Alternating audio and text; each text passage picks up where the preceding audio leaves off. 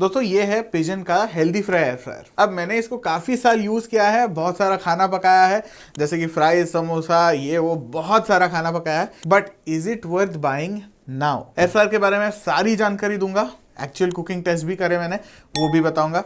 और चलिए फिर शुरू करते हैं। अब ये एयर फ्रायर एक पहले ग्लांस से ही बहुत प्रीमियम लगता है, बहुत सुंदर सा एयर फ्रायर है। आपको यहाँ पर ब्रॉन्ज एक्सेंट्स मिल जाते हैं हर जगह पे, ग्रीन कलर में आता है। वैसे आपको इसमें 3 अलग अलग कलर मिलते हैं, एक ये ग्रीन है, फिर ब्लैक है और एक ब्लू कलर है, नेवी ब्लू कलर हम इसको कह सकते हैं। तो ये कलर के साथ ये ब्रॉन्ज जो एक्सेंट दिया है वो बहुत अच्छे से कॉम्प्लीमेंट कर देता है। आगे की तरफ बहुत ज़्यादा कुछ मिलता नहीं है, पिजन का ब्रांडिंग ऊपर की तरफ है, नीचे की तरफ बास्केट है और इसका डिस्प्ले भी आता है। इसमें डिजिटल डिस्प्ले है जो कि ऊपर की तरफ है। अब ये डिस्प्ले पे आप मल्टीपल चीज़ें कर सकते हो, मेनली आपका टेम्परेचर और टाइमर सेट कर सकते हो, बट आपको 8 खाने के मोड्स भी मिल जाते हैं। मोड्स अब होते हैं प्रीसेट्स की टेम्परेचर क्या होना चाहिए, टाइम क्या होना चाहिए, इसके हिसाब से आप सेट कर सकते हो। बहुत सारे मोड्स आ जाते हैं, फ्राइज है, पिज्ज़ा है, रीहीट है एंड मच मोर। और हाँ, पीछे की तरफ एक वेंट मिल जाएगा जो कि हर एयर फ्रायर के साथ आ जाता है। काफ़ी एयर फ्रायर में पीछे की तरफ एक स्पेसर मिल जाता है। अब इसका फ़ायदा क्या है कि जो पीछे का वेंट है उससे और आपकी जो किचन की दीवार होगी उसके बीच में एक सुरक्षित अंतर बना रहे,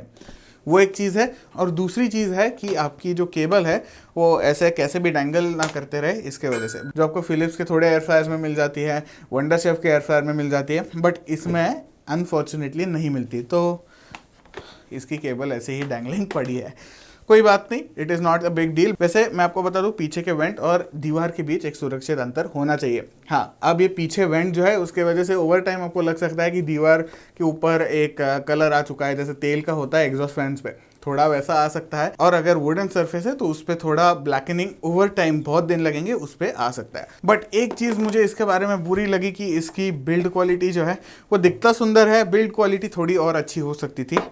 जैसे आप शायद सुन सकते हो, ये थोड़ा चीप फील जो है वो आ जाता है, प्लास्टिक जो है वो थोड़े चीप यूज़ हुए हैं।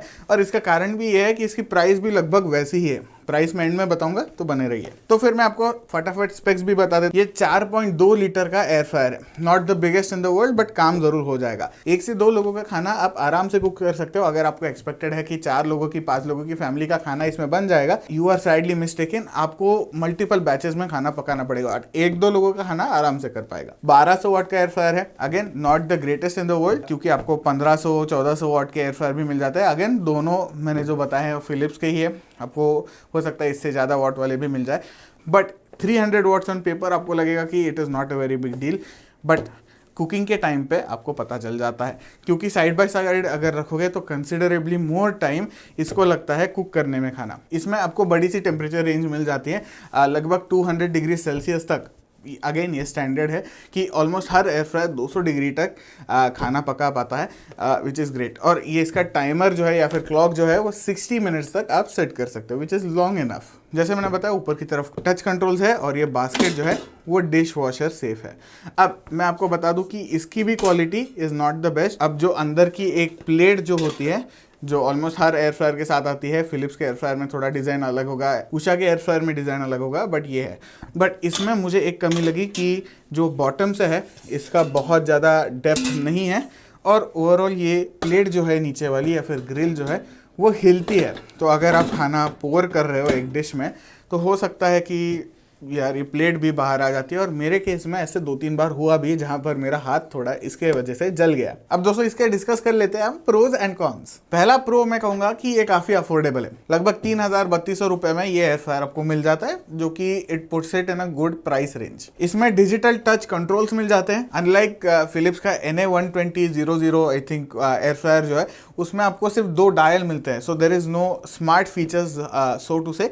बट इसमें आपको डिजिटल टच कंट्रोल मिल जाते हैं, प्लस मल्टीपल मोड्स भी मिल जाते हैं। आई थिंक 8 मोड्स इसमें आपको मिल जाएंगे, जो कि एक अच्छी चीज है। और इसमें आपको 2 साल की वारंटी आती है, विच इज ग्रेट। अगर 2 साल में कुछ भी हो जाए, जनरली होता नहीं एयर फ्रायर्स को, बट अगर हो भी जाए तो यू आर कवर्ड। अब इसकी बिल्ड क्वालिटी मैंने पहले भी कही कि बहुत अच्छी नहीं है, प्लास्टिक की फिनिश है, आप यहाँ पर सुन भी सकते हैं,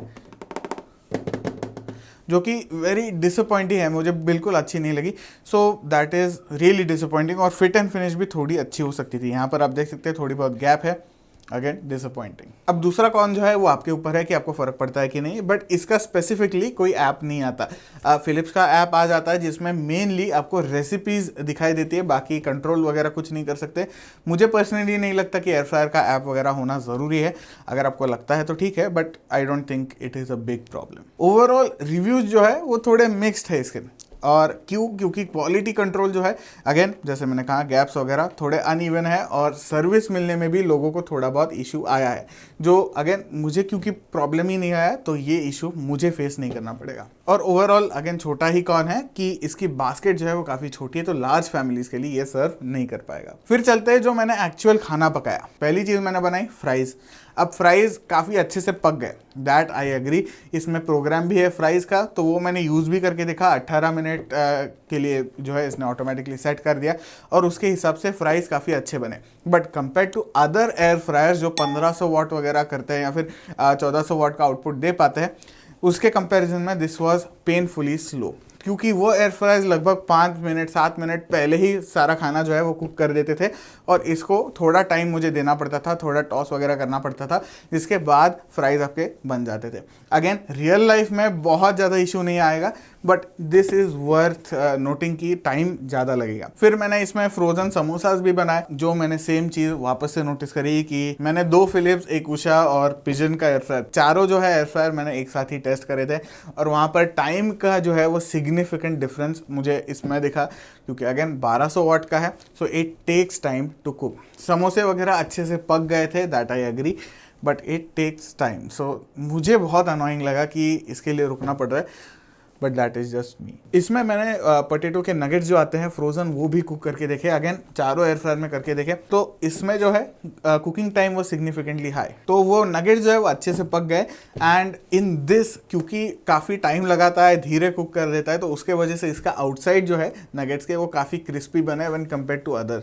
ऐसा नहीं कि अदर एयर फ्रायर्स में नहीं बने, बट इसमें काफ़ी अच्छे से अंदर सॉफ्ट बाहर क्रिस्पी वो वाला कॉम्बिनेशन आ गया, जिसकी वजह से बहुत मज़ा आ गया भाई। अब खाना बनाने के बाद इसको क्लीन करने में भी बहुत आसानी हुई, क्योंकि अगेन नॉन स्टिक कोटिंग इसमें मिल जाता है, यूज़ करने में बहुत आसान है। तो बस एक तो डिश वॉशर में डाल दो, वो साफ़ कर देगा। दूसरी चीज़, अगर आपको डिश वॉशर में नहीं डालना तो आप जो हमारा स्कॉच ब्राइट का स्पंज आता है, उसके स्पंज साइड से आप इसको क्लीन कर सकते हो। उस पर साबुन डाल लेना और बस स्पंज से घुमा लेना, आपका एयर फ्रायर जो है वो काफ़ी अच्छे से साफ़ हो जाएगा। बाय द वे, इसमें नॉन स्टिक कोटिंग आती है, इसके वजह से जो मेटल का स्क्रब होता है वो यूज़ ना करें, जिसकी वजह से नॉन स्टिक कोटिंग जो है वो निकल जाता है। एंड ओवर टाइम ऐसे भी हो सकता है कि कोटिंग खराब होने की वजह से आपके खाने में धीरे धीरे आ जाए, एंड ओवर टाइम आपको हेल्थ इश्यूज हो जाएंगे। This is overall with every non stick utensil including this air fryer. और non stick coating honestly over time मैंने देखा कि यार निकल रहा है, थोड़ा थोड़ा निकल रहा है, बट ध्यान रखने की ज़रूरत है। तो फिर ये प्रोडक्ट किसके लिए है? ये प्रोडक्ट उनके लिए है, एक तो बैचलर्स यूज़ कर सकते हैं, क्योंकि घर पे खाना बनाना थोड़ा आसान हो जाएगा। अगर आप 1-2 लोग एक साथ ही रहते हो और इसमें खाना बनाना है, कपल्स वगैरह, उनके लिए सही होगा। अगर आप स्मॉल पोर्शन में ही खाना बनाना चाहते हो, उनके लिए भी सही है। अगर आपको लगता है कि यार मुझे एयर फ्रायर ट्राई करके देखना है, मुझे पता है कि मैं ज़्यादा यूज़ नहीं करूँगी या करूँगा, तो उनके लिए भी अच्छा है, क्योंकि इसकी प्राइस जो है वो लगभग अगेन 3100 के आसपास इसकी प्राइस है, विच इज़ ग्रेट, इसके लिए बहुत सही है। तो अगर आपको जस्ट ट्राई करना है कि एयर फ्रायर आपके लिए फिट होता है नहीं होता है, बाद में आप बेच भी सकते हैं किसी को, तो उसके लिए भी काफ़ी सही है। तो भाई कंक्लूजन क्या है, खरीदना चाहिए कि नहीं खरीदना चाहिए? देखिए, मेरा वर्डिक्ट है कि अगर आपको एक अफोर्डेबल एयर फ्रायर चाहिए, अच्छे ब्रांड का चाहिए, पिजन है, ऑनेस्टली बिल्ड क्वालिटी वगैरह अच्छी हो सकती थी, बट आपको फ़र्क नहीं पड़ता, मल्टीपल मोड्स है, सारा काम जो है, बेसिक काम जो है वो हो जाएगा ज़रूर, तो आप ज़रूर खरीद सकते हैं। बट आई थिंक अगर आप 1000-1200 रुपये डालोगे ज़्यादा, तो उषा का एयर फ्रायर आ जाएगा, उससे भी 500-600 रुपये ज़्यादा डालोगे तो फिलिप्स का भी आ जाएगा। But after all, for budget buyers this is great. I would suggest कि आप उषा के एयर फ्रायर पे अपग्रेड कर ले, या फिर फिलिप्स अगर आप जा पाते उतना 4-5 हज़ार के रेंज में, then that is great. But otherwise this air fryer overall मोटा मोटी मुझे बिल्कुल कंप्लेंट्स नहीं है, ज़रूर खरीद सकते हो। I think it is worth it. वैसे आपको ये वीडियो कैसे लगा मुझे ज़रूर बताइए, लाइक करिए, शेयर करिए, सब्सक्राइब बनिए और स्मार्ट बनो। मिलते हैं नेक्स्ट वीडियो में।